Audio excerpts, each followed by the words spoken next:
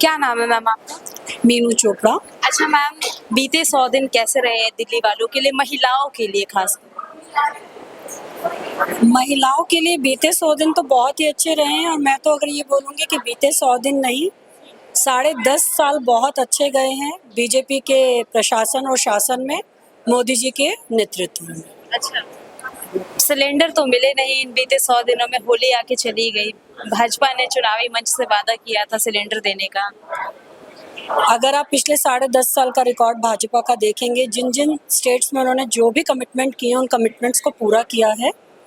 और जब हम एक घर पे शिफ्ट करते हैं तो उसमें भी 2 साल लगते हैं। जब हम 4 लोगों का परिवार एक घर से दूसरे घर में जाता है, और यहाँ तो फिर 2 करोड़ से ऊपर की पॉपुलेशन है, और इतने बिगड़े हुए हालातों में हमें दिल्ली मिली है, तो उन हालातों को ठीक करने में और जितने भी फेक आईडीज थी उनको ठीक करने में जो समय लगेगा लगेगा।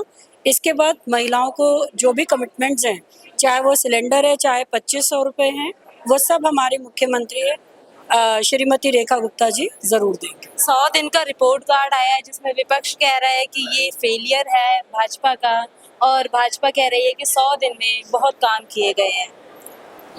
मैं फिर से ये बोलूँगी कि फेलियर मतलब जो पास ही नहीं हुआ वो फेल और पास की कैसे डेफिनेशन दे सकते हैं, जैसे कि ऑपोजिशन कह रही है। वो खुद तो पिछले 10 साल में फेल ही फेल होते आए हैं। उनका कोई भी एक ऐसा स्कूल बता दिया जाए, सरकारी स्कूल की मैं बात कर रही हूँ, जिसमें उन्होंने काम किया हो।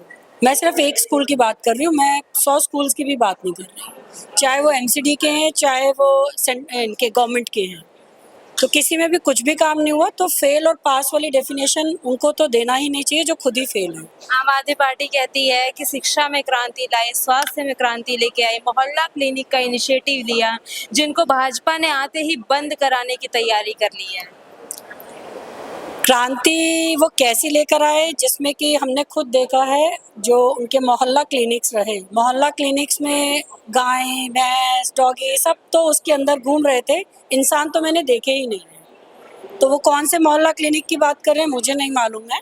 बट हाँ, इसके ऊपर में हमारे जो माननीय श्रीमती रेखा गुप्ता जी हैं मुख्यमंत्री, वो बहुत ही अच्छी अपॉर्चुनिटीज़ और बहुत सारी चीज़ें लेकर के आ रही हैं। बहुत जल्दी आने वाले कुछ समय में वो भी सब चीज़ें आपके पास में क्लियर हो जाएंगी। अब जब चुनाव का बहुत बड़ा मुद्दा रहा था, टाइम टाइम पे सियासत गरमाती थी प्रदूषण को लेके दिल्ली में, इसके ऊपर अभी तक कोई इनिशिएटिव नहीं लिया गया है।